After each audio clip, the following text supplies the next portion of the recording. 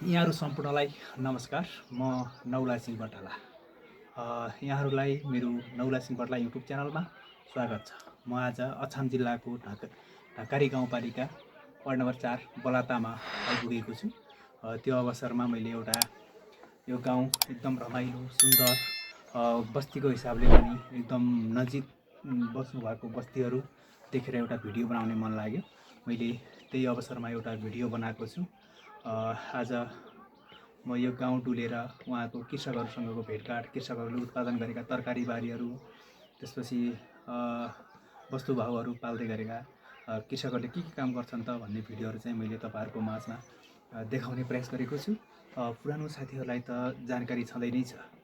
मैले गाउँ बस्तीका भिडियोहरू विशेष गरेर अछाम जिल्लाको ढाकारी गाउँपालिकाका नै बढी आइरहेका छन्, किनभने म ढाकारी गाउँपालिकामै काम गर्ने सिलसिलामा चाहिँ यतै हुँदै गर्दा ढाकारी गाउँपालिकामा एकदम यही क्षेत्रका 1 देखि 9 सम्म 1 देखि 8 नम्बर वडासम्मकै भिडियोहरू प्राय आउँछन् र विशेष गरेर कहिलेकाहीँ बाहिर गइयो भने चाहिँ बाहिरको भिडियो नै आउँछन्। पुरानो साथीहरूलाई त जानकारी छँदै नै छ। यदि नयाँ साथीहरू हुनुहुन्छ भने यस्तै दुर्गम बस्तीहरूका, यस्तै गाउँ बस्तीहरूका भिडियोहरू हेर्न चाहनुहुन्छ भने मेरो युट्युब च्यानललाई सब्सक्राइब गर्न नबिर्सिनु होला। सब्सक्राइब गर्दै गर्दा अल नोटी चाहिँ अन गरिदिनु होला। कुनै पनि भिडियोहरू आयो भने, कुनै पनि केही त्यस्ता जानकारीहरू आयो भने हजुरको माझमा नोटिफिकेसन आउनेछ, हजुरले सहजै तरिकाले हेर्न सक्नुहुनेछ। त्यो अवसरमा मैले चाहिँ आज एउटा भिडियो बनाएको छु। सम्पूर्ण साथीले हेरेर साथ दिनु होला पनि भन्न चाहन्छु र कि कुनै त्यस्तो सल्लाह सुझाव भएपछि मलाई सल्लाह सुझाव पनि दिनु होला। र मलाई पुरानो साथीहरूलाई त जानकारी नै छ, नयाँ साथीहरूलाई चाहिँ म जानकारी गराउन चाहन्छु। मैले भिडियो बनाउँदै गर्दा कुनै पनि एडिट नगरेर, कुनै पनि त्यस्तो इक्विपमेन्टको प्रयोग नगरेर मैले चाहिँ एकदम सिम्पल भिडियो बनाउँछु। यो पुरानो साथीहरूलाई त जानकारी छँदै नै छ। त्यही अवसरमा मैले नयाँ साथीहरूलाई पनि यसो जानकारी गराउँछु।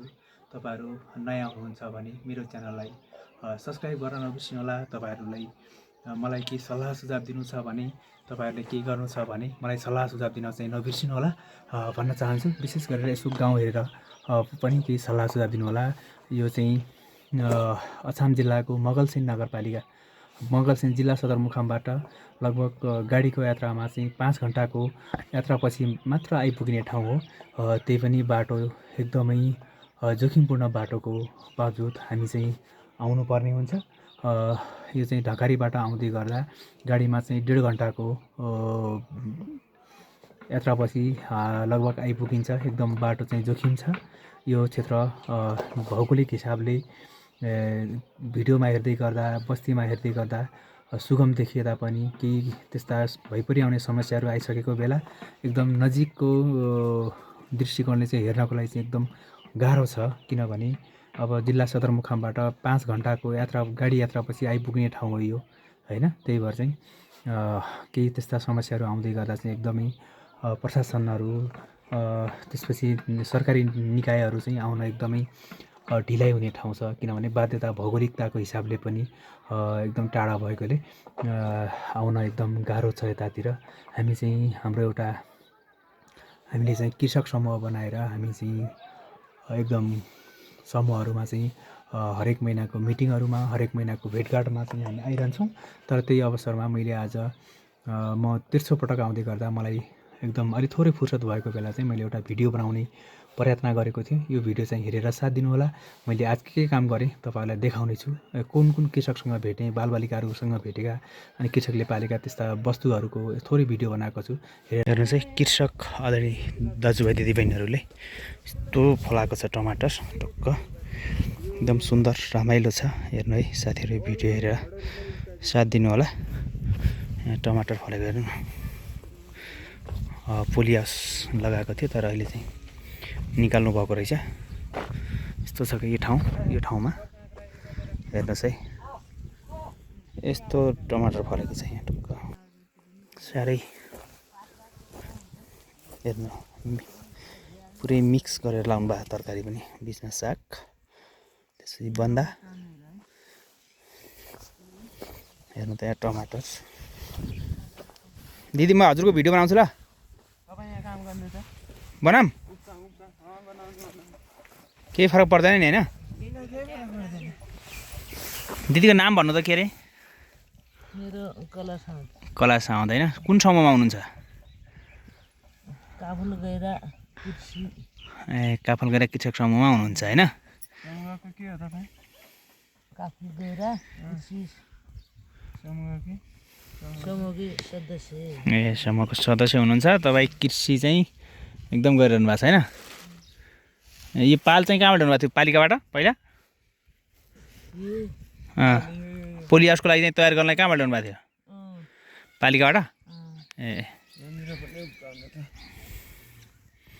यो टमाटरको बेर्ना राख्नु भएको रहेछ अस्ति दिया बेना ए त्यो उताको र यो सँगै राखेको हो यो सब सँगै यहाँ बाक्लो भएर ढिला भएछ हैन यता चाहिँ ठुलो भएछ हाल्ने आलाले बढी बाक्लो हाल्दिएछ यो छुट्टै बिउ बिगासी ए फरक बिउ हो यो तपाईँले यो पछि राख्यो भन्नुहुन्थ्यो नि यो हो ए यो अर्को जात राख्नु है कि मनिषा ल ठिक छ यहाँ चाहिँ यो चाहिँ हामी ए यो चाहिँ पुरै पानी सङ्कलन गर्नुभएको छ फोहोर पानी तपाईँले ढुङ्गा तयार गरेर राख्ने यस्तो राम्रो छ कि लसुन पनि लसुन चाहिँ साह्रै बाक्लो लाउनु भएको रहेछ तर कतिको फल्छ खै फल्छ निकै बाक्लो लगाएर रहेछ ए टमाटर खेती चाहिँ दामी छ टमाटर तपाईँले त अर्को ठाउँमा राख्नुपर्छ होला हेर्नु अर्को ठाउँमा लगाउनुपर्छ होला योमा चाहिँ तपाईँले अब काँक्रा लगाउनु यसमा यो टनेलमा टमेटो चाहिँ यतातिर लगाउने अब यसलाई क्याच छ नि सिर्जना अलि टाइम त लाग्छ होला टाइम लाग्छ त्यो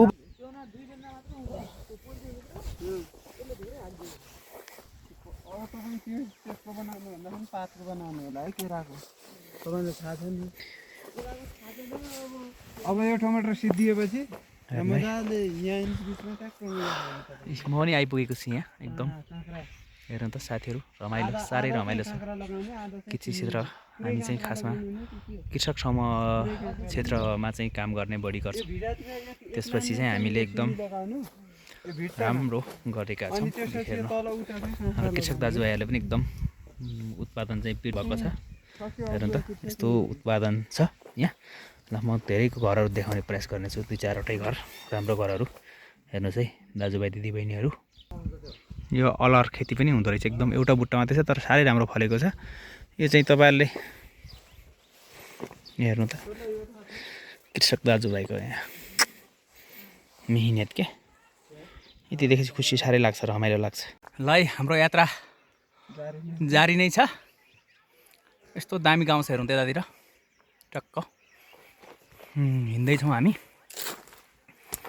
भर्खर खाना खाएर मुख मिठो बनाउँदै बिहाको कोसेली खाँदै हिँडेका छौँ बिहाको निम्तो आएको छ साथीभाइ हो यसो न निम्तो स्वीकार्न आइदिनु होला भन्न चाहन्छु म हाम्रो खासमा आज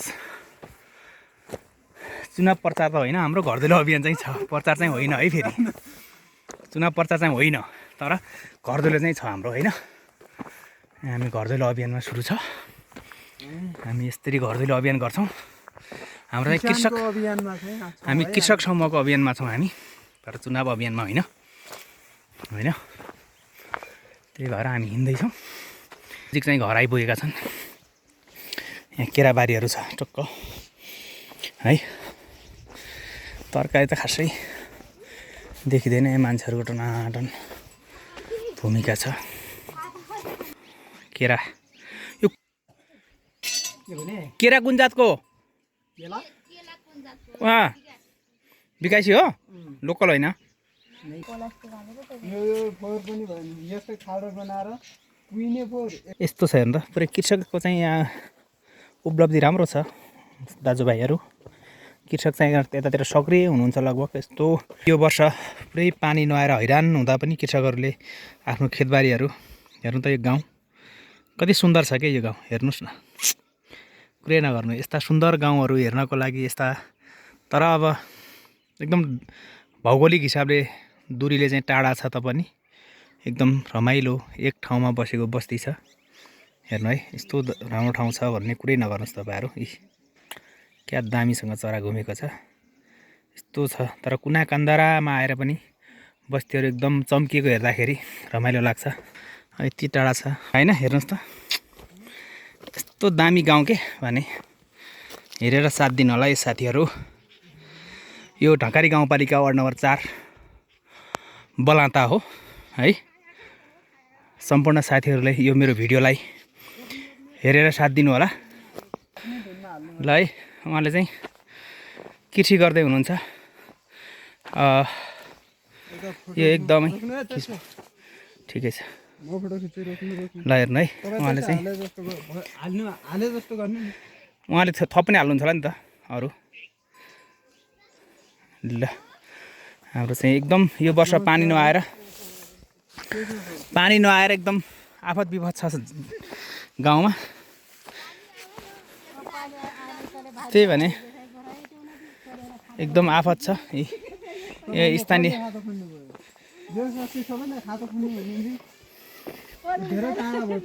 यो खातो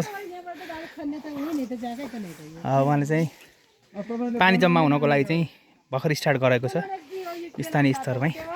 यो केराको नाम के हो दिदी? दिदी यो केराको नाम के हो? यो कुन जातको केरा हो नाम भन्छु भन्दा नि?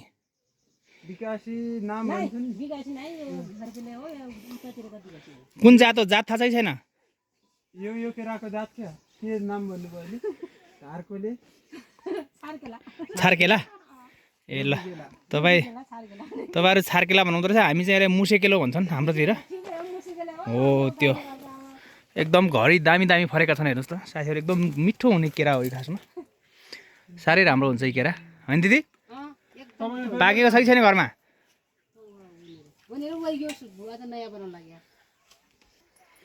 दुईवटा एक छोरी छ, एक छोरी म छोरी अरू जग्गा त माथि सब बिन्दा पानी ठाउँ र पानी यो कति घण्टासम्म आउँछ? 1 घण्टा पनि जाँदैन। 4 घरका हो धारो थोडा खाएर त्यहाँ भाँडा कहाँनिर धुनुहुन्छ? पानीलाई यो यसैमा धुना यता चोरी गरेर पनि त्यहाँ भाइ। ल ठिकै छ। पछि अब त्यो बनाउनु भयो भने चाहिँ त्यतिखेर उ गर्नु होला। अब कहाँ बनाउने हेरौँला पछि। चाहिँ साह्रै राम्रो ठाउँदेखि लाग्यो मलाई त है। बलाता हाम्रो देखिएको छ। हामी माथि जानुपर्छ? माथि केही छैन, एउटै घर मात्रै छ। त्यहाँ माथि त त्यसो भात खाने घर हो। ठिकै छ। केटाकेटीको स्कुल कति क्लास पढ्छौ तिमीहरू?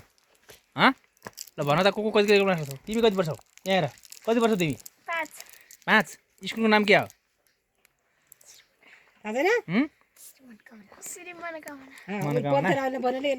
अनि तिमी कति क्लास पढ्छौ? 1 क्लास। तिमी स्कुल जान्छौ जाँदैनौ? जान्छौ? कति क्लास पढ्छौ? स्कुल कति क्लास पढ्छौ? बालकक्षा। के पढ्न आउँछ त बालकक्षामा? यी ठुली मान्छे कति क्लास पढ्छौ त? 8 कि 6? ए कति वर्षको भयो? 13 वर्षको 6 क्लास। अलिक कम भयो पढाइ है। अलिकता बेस बढाएर क्लास थप्नु पऱ्यो। फेरि 8 क्लासमा थप्नु है। हेर्नुहोस् त यो टमाटर फलेको हेर्नु। यहाँ मैले चाहिँ तपाईँहरूलाई देखाइरहेको छु। यो टमाटर कति फलेको हो क्या यहाँ हेर्नु न। के उम्रो हेर्नुहोस् है। यस्तोसँग लगाउनु भएको टमाटर हेर्नु।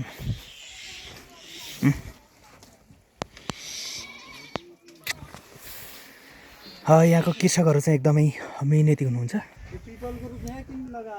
हेर्नु न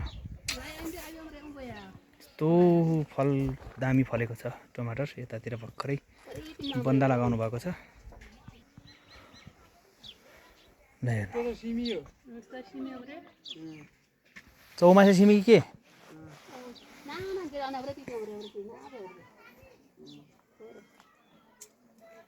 नाना केटा हुने क्या?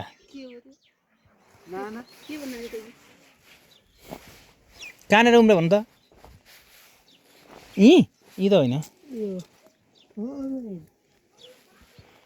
ए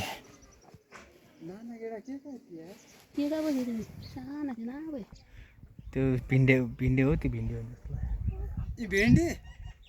यो कला जस्ता दाना साना अनि एकचोटि ठाउँमा ए केटाकेटी हो तिमीहरूको के छ हालखबर हँ ए डमरा रहेछ नि त यो त म को पो मान्छे भनेको त आहा म डमरालाई चाहिँ नाम बिर्सेर हिँड्छु डमराको होइन अहिलेसम्म कहीँ थियो घर डमरा औ दामी हेर्नु त यस्तो राम्रो टमाटर फलेको छ ल यहाँनिर उभिनु यसो उ गर्नु त एउटा चलाए जस्तो गर्नु म एउटा फोटो खिचिदिन्छु यो टमाटर ऊ हेर्नु त यो प्याजको बेर्ना पनि यहाँको टमाटर फलेको हेर्दाखेरि चाहिँ अत्याधिक राम्रो छ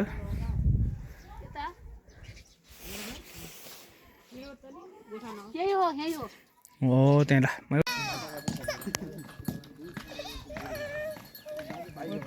ढकारी गाउँपालिका वार्ड नम्बर 4 बलाता हेर्नुहोस् है साथीहरू यस्तो रहेको छ साह्रै सुन्दर भिडियो छ यो यसो हेरेर साथ दिनु होला म तपाईँहरूलाई यसको फुल भिडियो एउटै बनाएर यहाँका कृषकहरूले गर्ने कामहरू के छ त्यो सबैको भिडियोहरू बनाएर तपाईँहरूको माझमा ल्याउने छु ढकारी गाउँपालिका वार्ड नम्बर 4 हो तल देखिने चाहिँ कर्णाली नदी पारितिर देखिने सुर्खेत जिल्ला र वारितिर अछाम जिल्ला हो पारितिर देखिने कर्णाली प्रदेश हेर्नुहोस् है यस्तो सुन्दर साह्रै राम्रो गाउँ छ यहाँ बलाता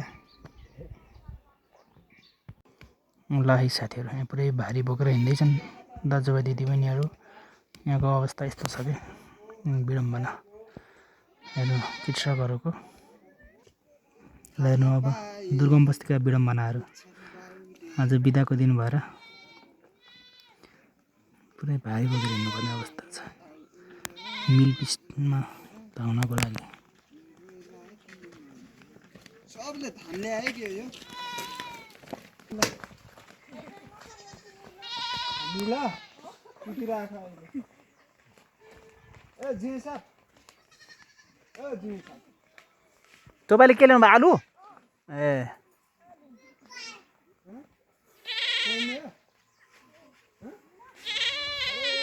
यसरी चाहिँ बोकिन्छ भारीहरू हेर्नु मान्छेभन्दा ठुलो भारी बोकेर हिँड्नुपर्ने अवस्था छ मान्छेहरूले एकदम गाह्रो छ नि त हौ साथीहरू दुर्गम बस्तीहरूतिर गाडी रोड मात्रै भएर भएन के गर्ने अब